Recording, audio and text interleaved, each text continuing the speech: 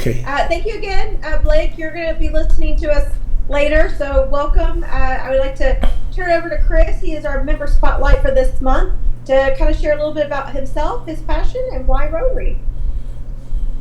Thank you very much, Ms. Jerica, for the floor. Hello, everyone. My name is Christopher Hayden, and I've been doing Rotary for a year. And I chose Rotary because I want to do more outreach, not only in my own neighborhood, but around the world. So this gives me the opportunity to stretch my hands further than I can already reach.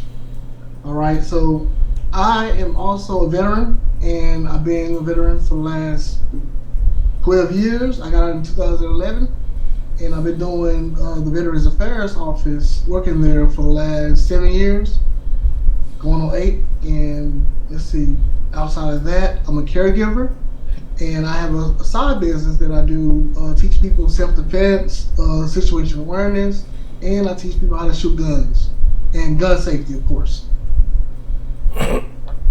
Anything else? What else? We didn't mention your little Chris Jr. Oh yeah, so I have a son. He'll be 10 this year. He's Christopher Jr. What else should I add? And he helped us at the Halloween party last year. Oh yeah, he loved volunteering with me. We volunteer as a family often. And when does he start school? He starts school next Monday. Next Monday. What grade is he going to be in? He's going to the 4th. 4th grade. Wow. Yes, we're very excited about going to the 4th. Yeah, nice. All right. Oh, we forgot to recognize PDG Richard Gilman. Oh, yeah. See, I need to actually write down agenda. I will work on that going forward. Oh, David said he recognized him. Welcome, Richard. Thank you for being our guest today. Appreciate that. We did not have our speaker canceled today. He had the date wrong. So Miss Linda has reached out to Chris to actually see if he would be willing to be our guest speaker and talk a little bit more about veteran affairs and the resources that are needed there. Mm-hmm. All right, so let me share the screen real quick. Let me pull up the slideshow from the beginning. All right, so veterans in Dallas, presented by myself, Christopher Hayden. I go by Chris Hayden. So, what happens to veterans once they get out of the service? Many veterans get out with the 3 options: go to college to get a better job and sustainable housing allowance, get a job, or they become homeless. Do you know why they become homeless? Any takers? You can't get a job? Can't get a job. Their skills don't translate well once they get out, is a big one. So some of us don't have that trade to pipeline job outside of the military. So if you was like a fuel tanker, once you get out, there's not many jobs that fit that criteria or fit the training that you had. So they have to get retrained and find other, degrees and certificates where they can find a job that's equivalent or better. All right, so that's why you see a lot of our veterans going back to college, going to get different trades. It's a housing benefit to use the GI Bill. So a lot of our veterans, they reach out to the VA to see if they're eligible for it, or they put in towards it while they're in the military to get the GI Bill to get that benefit once they get out. So I guess that's more my question, Chris, is there is a lot of benefits available through the VA, a lot of resources. Is there like when you retire or when you're done with that job, do you get this information packets? Do you have a resource officer? I'm gonna touch on that. So a lot of services, what they do is they give you a briefing before you get out. And the briefing covers a lot of things. Like in the Marines, we have this thing called temp taps. And that's pretty much laying out all the stuff that's offered to you once you get out. So they talk about the workforce commission in every state. They talk about different food banks if you become hungry, the homeless shelter. They tell you the ins and outs of what they do as a general instead of state specific. So say that you came to Texas, it'll be different from Colorado. Colorado is different from California. So that it can only give you a broad spectrum of what every state can give you. All right.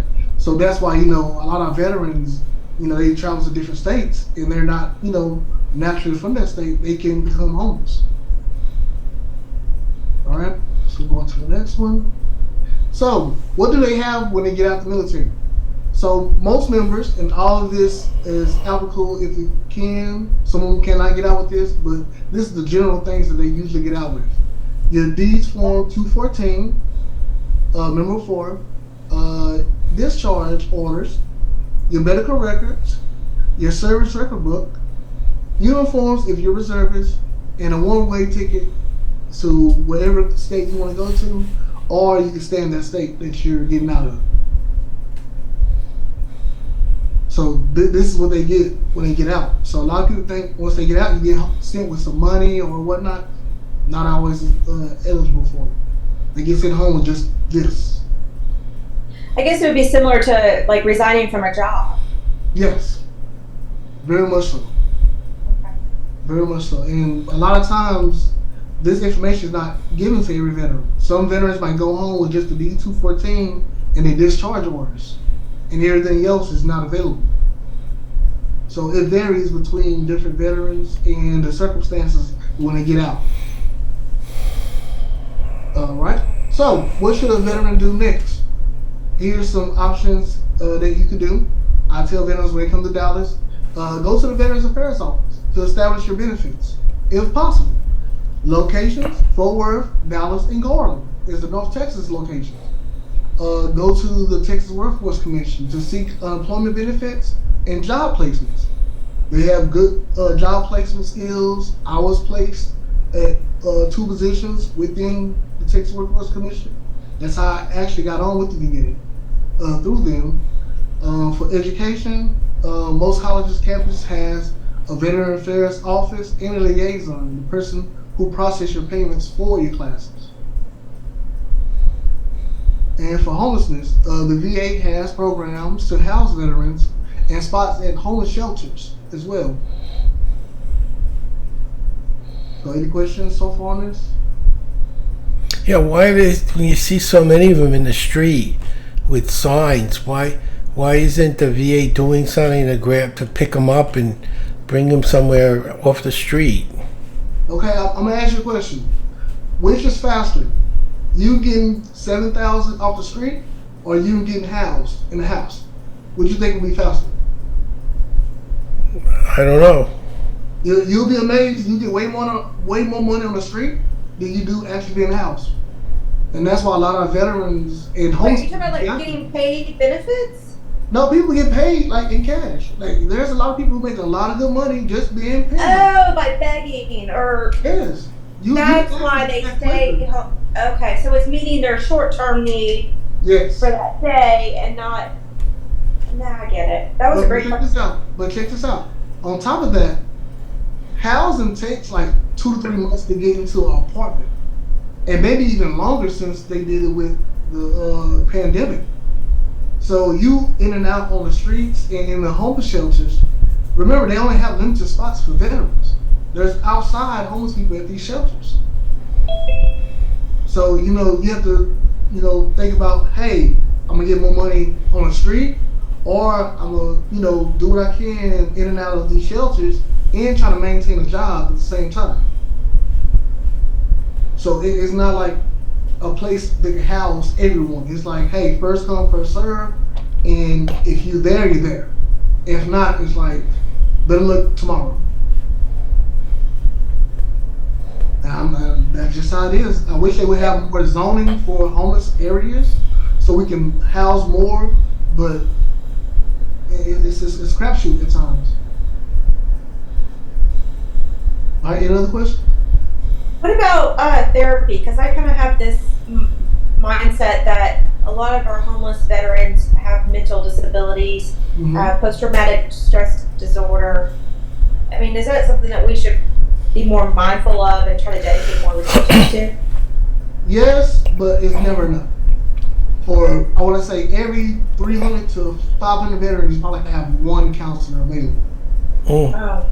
Yeah, remember, these places are not built for those kind of services.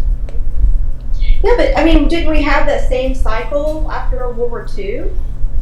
Yeah, but infrastructure doesn't build like that way for us.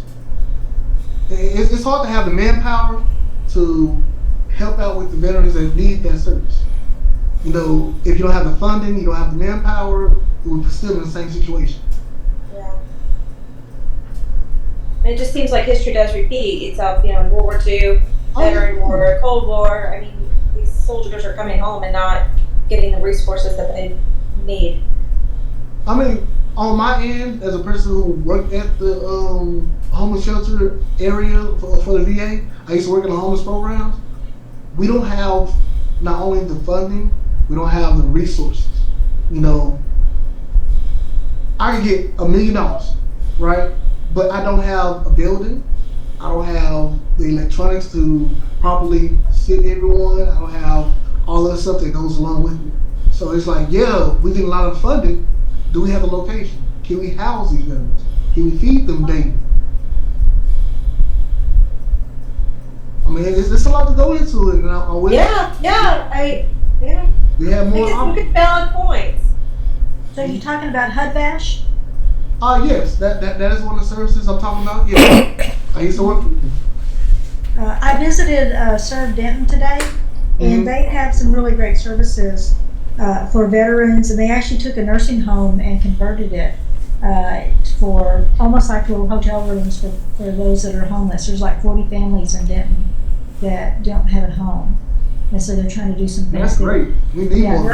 they're actually creating a new Serve Denton. They're replicating it over in Louisville too, so they're working on that. Yeah, I'd like to look into that. You said serve did. Let me write that down. Yeah, Serve Denton, and the name is Pat Smith. He's a Air Force veteran that is running that. There's over 22 nonprofits housed out of there, and they're adding another couple, and they're looking at doing something in Garland next. So Well, we just put out a VA out there, so that works hand in hand. I know it used to be the Baylor Hospital. I Yep. used to be up there when I worked for Baylor. All right. Anybody else have any questions?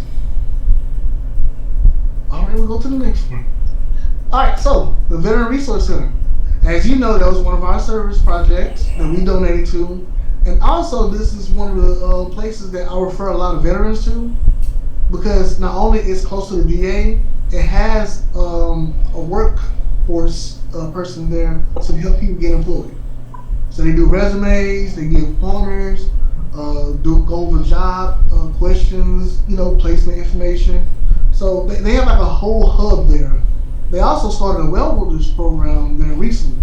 I think they've been in business with that for the last 3 months. What kind of business? Welders, like they teach you the welder technician course. Would this be an opportunity that Howard could do his course? I've not worked there. He may be able to. It's an opportunity. And the guy that runs it doesn't take a paycheck. Hey, I don't work there, so I can't tell you. I can tell you, I know he doesn't because he works there because he wants to and doesn't take money. And that's great to hear. That brings up the next thing about it. So, Richard, did you know about our project with the Resource Center? No, but I believe you. I've been money there. For our governor's visit, we assembled 50 backpacks with hygiene things, and IKEA donated 50 blankets. They're those. I asked for the $2.99 one. They gave us the $7.99 ones. And so if they support the veterans, they say. So anytime we have something or they have an event, they'll let us know. But IKEA backs the veterans. all right. Okay. So, the Veteran Resource Center, the VRC, provides the first point of contact for veterans needing to connect with Veteran Services Organization, find employment, educational, and VA resources. So, it is a 501c3 nonprofit homeless Veterans of Dallas Inc. And that's the resource right there. But yeah, like you said, they don't take much funding. They do take donations. And they do their donations on Tuesdays and Thursdays between the hours of 11 to 2 o'clock. So all the information is online. Here's a website. It's pretty neat information. All right, go to the next one.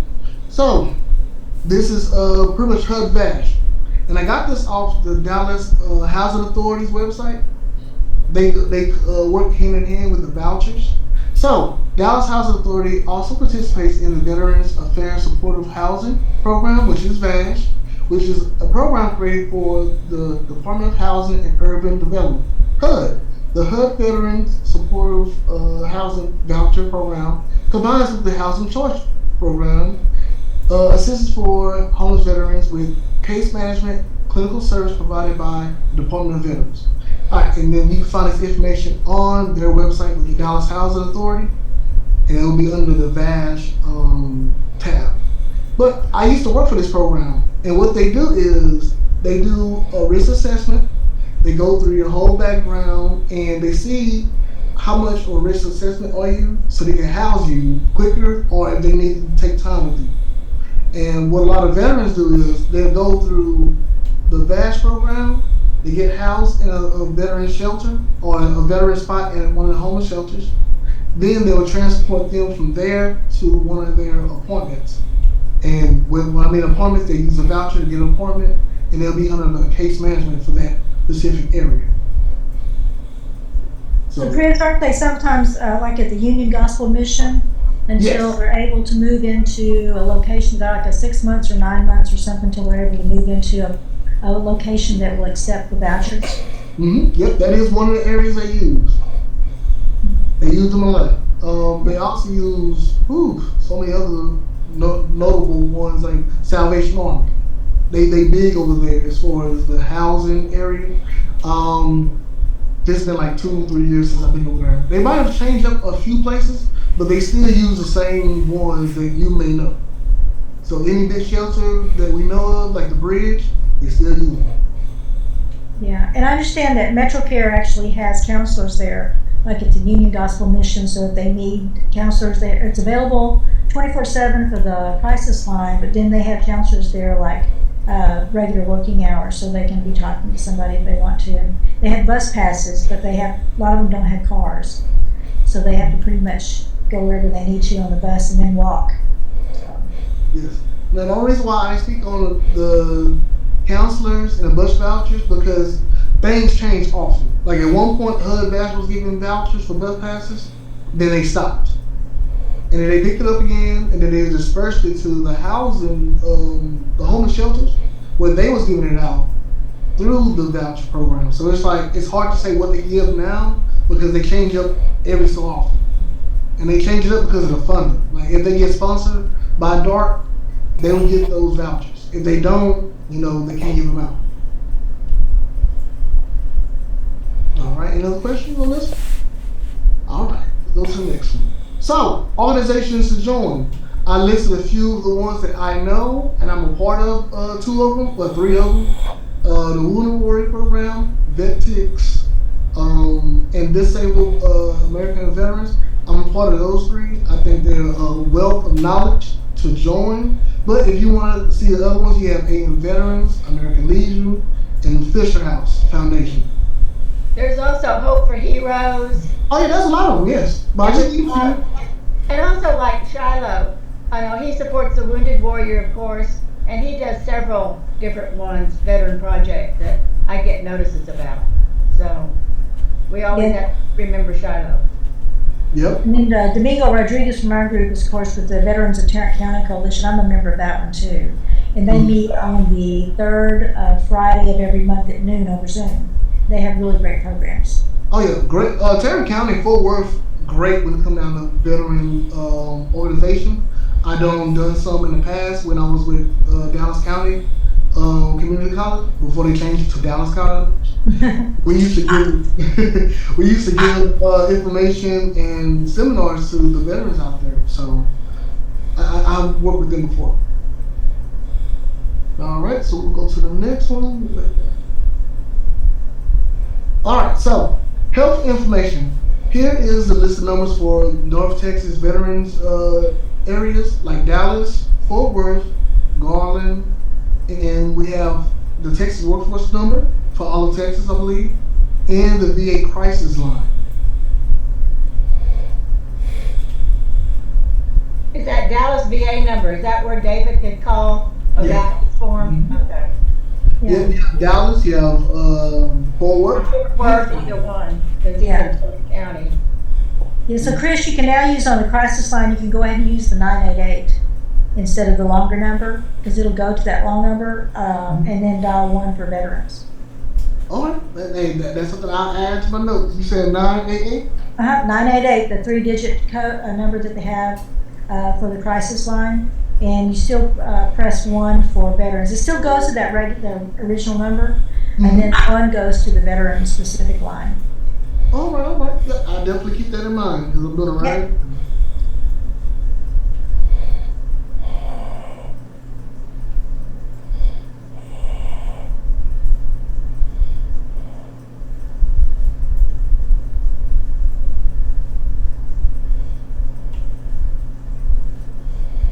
All right, we good? We good. All right, we'll go to the next. And that is the end of Buying the Station. Thank you. I want to commend Chris, because we called him late this afternoon to ask him if he'd be the program tonight. So I think you put together a very good program. We appreciate it. Oh, And yeah. 20 minutes. I don't think you mentioned where you served at, Chris. Huh? I did not hear where you served when you were. Oh, so when I was in the Marines, I served in Miramar in California, MCS Miramar. My job, I was an admin, 0111. And I did that for 4 years, and then I took my butt back home. I did one tour. Look, I did one tour in Afghanistan. I kicked some butt, came back home. Good. We're glad you kicked it. Oh, yes.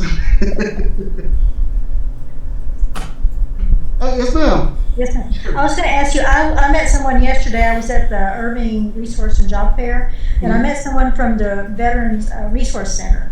And I didn't know as much about those because they have mobile units, they said, that will go out and do counseling and stuff like that. But they're not part of the VA. They're kind of separate. And I didn't know if you knew much about them or not because I was trying to get more information. I found our representative for news and was able to talk to her and get some information. But I didn't know how familiar you were with those. I'm very minute when it comes down to them because I don't work hand in hand with them anymore. When I was with the last program I was with, HUD Vanish, we used to work hand in hand. So I knew everybody, from the people who served food to the people who took donations. But, I haven't been over there in the last 3 years, so I wouldn't know anybody at the moment. Okay.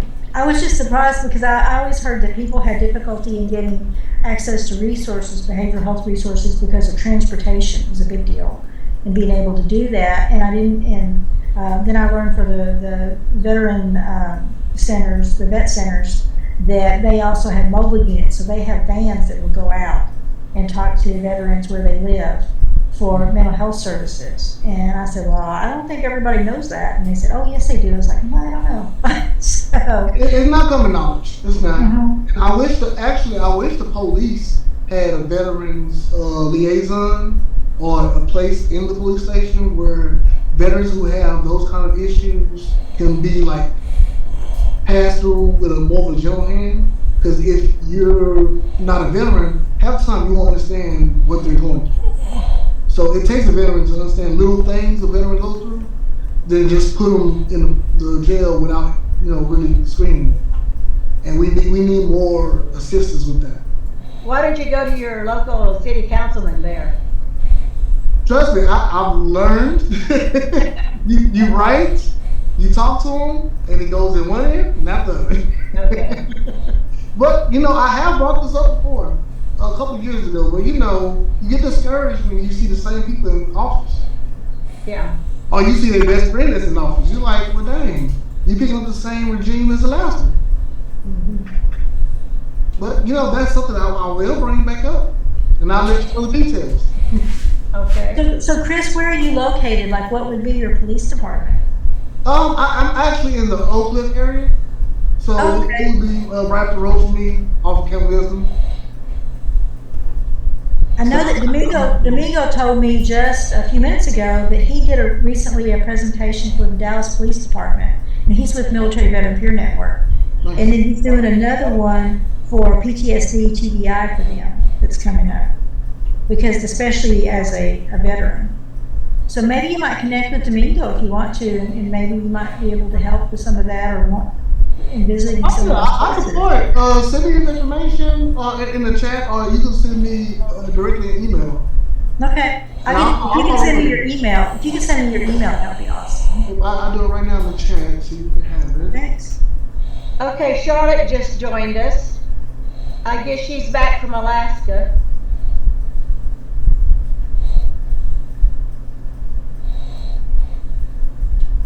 I'm not seeing her yet.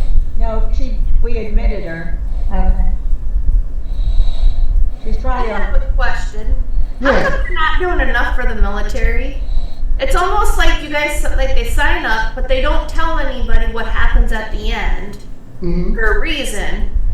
But it's like, why are they not telling a person ahead of time that these are the possibilities, that could happen to you when you get done?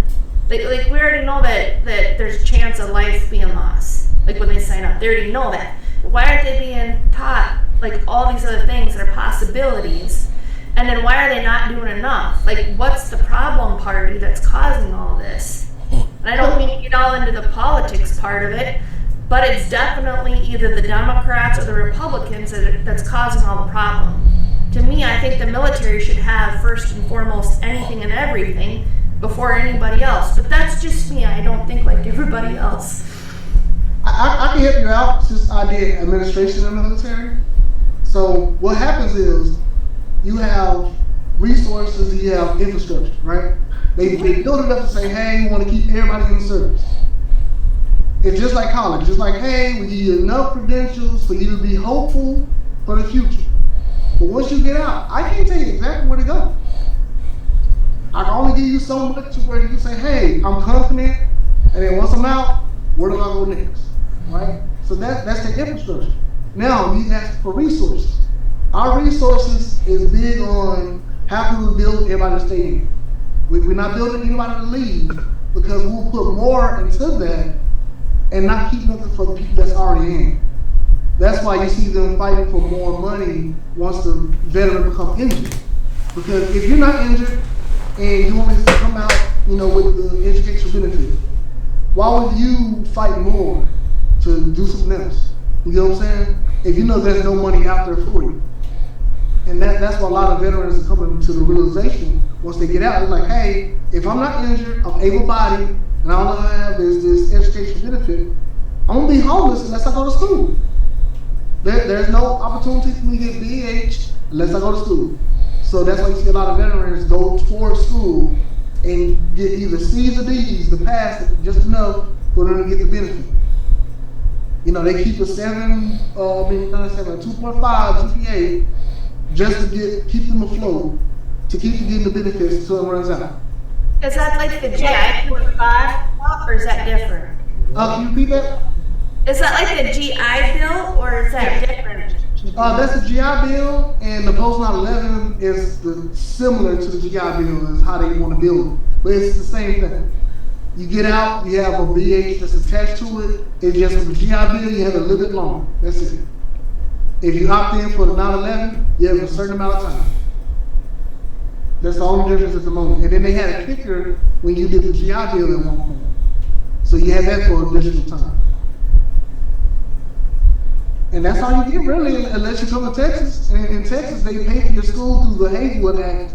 And that's up to, I want to say, 150 hours, if that. That's awful. I think it's just awful what they do for the military. Yeah, you gotta remember, they don't want to go broke trying to take care of everybody. That's why I tell people, I'm like, don't mess with my military, don't mess with my military, don't mess with my firearms. Because without either one, we don't have anything. We really don't. That's why I'm just like, Can you stop sharing? Oh, yeah, I can do that, sorry. We want to see everybody. All right. How we see you. But yeah, for me, I don't blame one side or another. I'm just, the way they build it up is to keep people in the service. So I can't take care of everybody who's getting out when I'm trying to maintain, keep people in. And that's just how we set up in the military. Now in our states, we can create funds and taxes to where we can take care of our veterans that come home. Because we're less than like 2% of all America. You get what I'm saying? We're less than 2% of all America. You can take care of each and every one of us. Really. That's interesting, Chris. Yeah, we're not that many, it's not that many veterans. Like, if you ever get time, we're less than like 2%. Huh. So if we're less than 2%, why can't we take care of us? Yeah. But the less than 2% protect the rest of us that don't want to go out and fight. I'm just saying. I'm so thankful to God that there's other people that are willing to do that, because that's something I could never do. Because one of my beliefs, and it's always been since childhood, I don't run. Even if somebody was after me, I'm like, I'm not gonna run. But yeah, I mean, for me, I don't blame either side. I just blame the way they build it up. Because they build it to keep people in, to sustain them. They build it up to recruit. So if I'm recruiting and I'm trying to sustain people that's in, I kind of gotta let people who getting out defend for themselves a little bit. Yeah, that makes sense. Yeah, and that's why the states, it should step in and say, hey, we should create a little bit more taxes. I hate to say taxes, but if we can create a tax to assist, not help them out all the way, just give a little nudge, like, hey, you need $3 million there, I got you. We got plenty of food banks that needs assistance. Those taxes could assist those food banks, and those food banks create something to where these veterans get hot meals. Are there volunteer opportunities at the resource center? I haven't checked in that. They probably is. I haven't checked in. So I think the church is saying yes. So there it is. And they serve food some other times, and Tony Dickensheets from our club with Veterans Soldiers Angels provides food a lot. There's opportunities to volunteer. We actually have a VA mental health fair coming up at the VA on September 20th. If you want to come by, Chris. Which one are you It's going to be over in the atrium on the 20th. I'm right downstairs. I just going up. Yeah, so Tony will be there. I'll help set up the table, and I have to leave to go do a presentation in Greenville, but he's going to be there the whole time. And Is that on Saturday? It's on a Wednesday. They never have it on weekends. Oh, okay. It's best to do it on the week where you can get everybody. Well, let me know if you end up going, Chris, because I'm going to add that to our activities. Oh yes, but I actually started to donate every month to the VRC, and I'm gonna be donating to the building that's right next to the VRC. It's for what do they say, domestic violence for women. You know, they do a little care for them. It's called Genesis, something like that. I get the information, I'll bring it back to the group. Yeah. But I'm doing like water and chips, little stuff like that to help out. Well, that's something our Rotary Club could help with. Mm-hmm. Oh, what's that? I said that's something like our Rotary Club could help with. Yeah, most definitely. And water for like a 24 pack is like $4. So this was like, oh yeah, I can go and grab some and take it monthly just to show my appreciation. So that's stuff that we want to document for our club, of the things our members are doing in our community. So be sure to send that to me. Oh, I will. I know it seems like something you're doing on your own time, but it kind of helps paint a good picture of the Rotary Club and our members, how we're serving those in our community. Oh, yes ma'am. Yes ma'am. Yeah, Derek, I have to remember to write all this stuff down too, so I'm a little bit everywhere, so.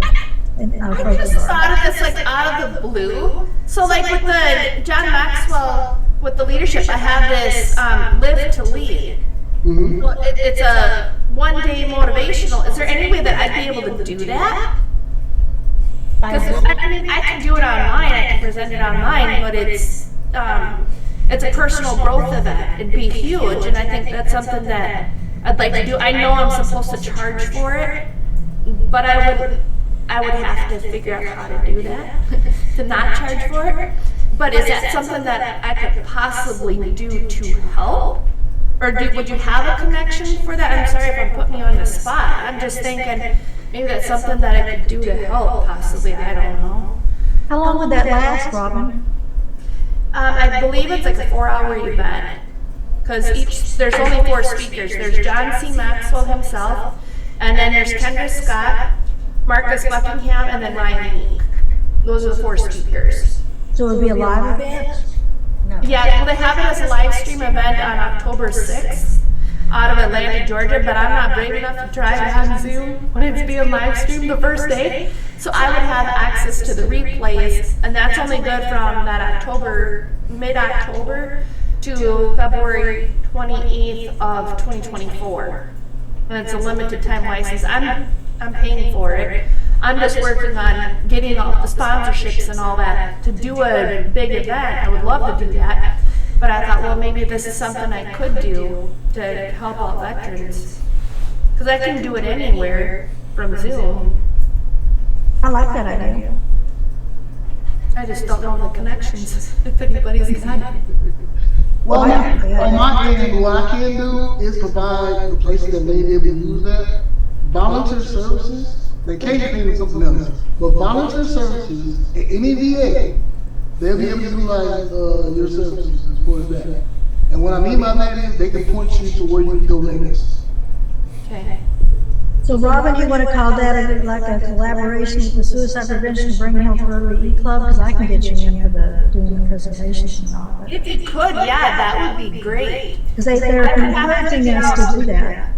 And see, I would have to figure it out because I have, so like when I signed my agreements with the Live to Lead, I have to charge a bare minimum of $49 a ticket. Because how my agreements work, but I don't know if there's a way to do it. Ask them if they will support veterans. Huh? Ask them if they will support the Veterans Project. I could ask. So does And see if you could do that and say for veterans that you're trying to do this. because I know I asked about it at school and they said you'd have to find sponsorships. That's all they told us. Like they did at school. Tell them they deserve it. So it said the veteran. What was that you said for the? Volunteer services, at the VA. Okay. Yeah, so any VA, they have a volunteer services portion, and what you do, you give them the same skill, and then go from there. Cause that's what they do, they volunteer all the time, so they'll know exactly where you want to go. And also, is there a veterans hospital near you? I know you're out in the middle of nowhere. Yeah, pretty much. There's one in Sioux Falls, and I've contacted them before with the hypnosis part of it, because that's actually how they treated veterans back in World War II, was that they used hypnosis and then they got all the information about drugs and woo-hoo, let's do the drugs instead. But no, I've asked, and they said that they literally only have a limit of 5 hypnotherapists for 5 states. They put a limit. And I'm like, that's ridiculous. You guys know that this stuff will help them. But they said, nope, that's what they're allowed.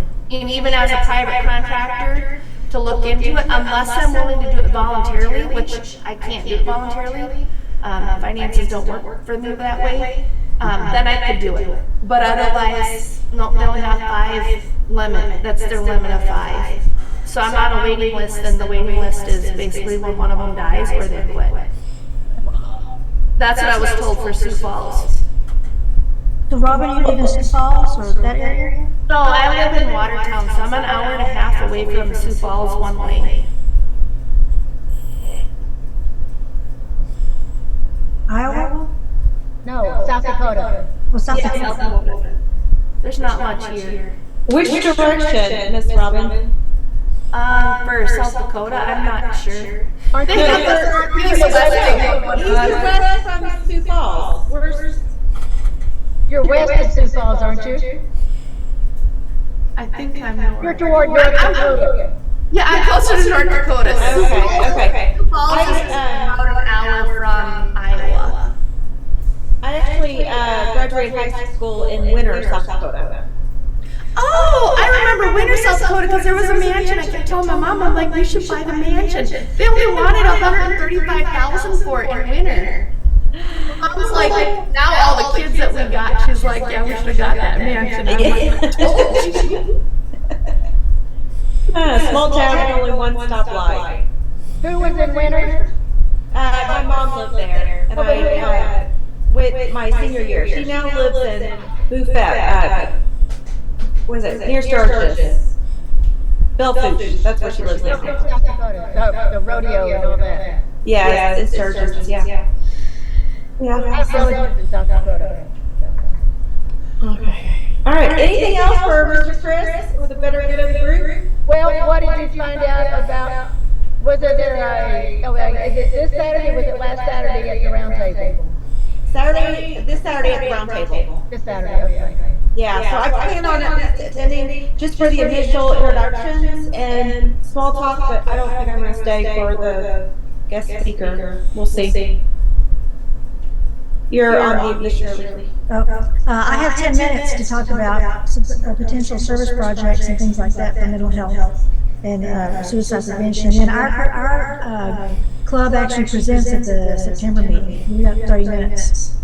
So I encourage you to join us. Domingo's going to be there talking about veterans. We've got Robin talking about youth, Shelley self-care, and I do general stuff. So wait, is that you're going to be talking at roundtable? In September. Okay, but did you sign up? I will be there on this Saturday also because I'll have 10 minutes to talk about service projects and things like that. But did you sign up to speak to us this year? Have you signed up to speak to our club this year, Shirley? Not yet. You need to look at Howard Rotary. Or could we have you as a last minute speaker if needed? And we could just call and see if you're available? I presented at Denton Rotary Club this morning. I've got my presentation ready to go, so I can do that whenever. Okay. And we did agree, we announced to the board last week that we are going to send $100 to you guys for your outreach services this fall. Oh, wonderful. Thank you. I think I got something in the mail. I was gone.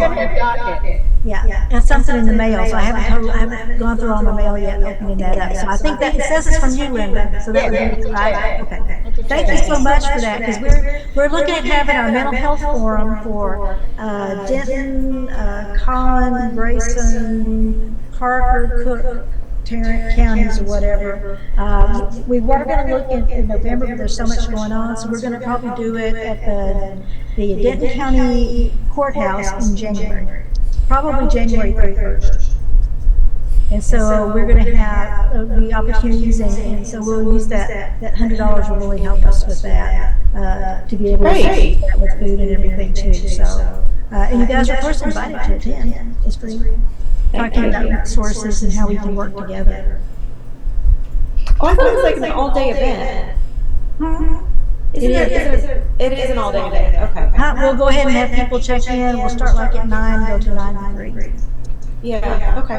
All right. Yeah, I did see the invite for that. All right. Any other announcements or anything exciting? Yeah. Hold on. So I'm going to be going to Australia from September 12th to the 26th. You're going to Australia when? September 12th to the 26th. I thought you canceled your trip. We did, and they have the business tickets now, like a quarter of what they were 2 months ago. So we could do lay down chairs because it's a 15-hour flight, and she's got a bad back, so that's why we were canceling. She couldn't sit, but now she could lay down. It's more than 15 hours. Well, it's 5 hours to get to the. First, you got to fly 5 hours to get to the 15-hour flight. Oh, okay. You're going out of Los Angeles? Yeah. Okay, yeah, it is about 15 hours. Yeah. Well, that's awesome. I know you were talking last time about the cost of business class. Yeah, it was insane. I mean, they were at like 400,000 per ticket, and it went down to 180.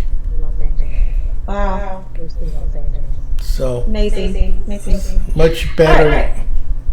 Well, let's close with our 4-way test of the things we think, say, and do.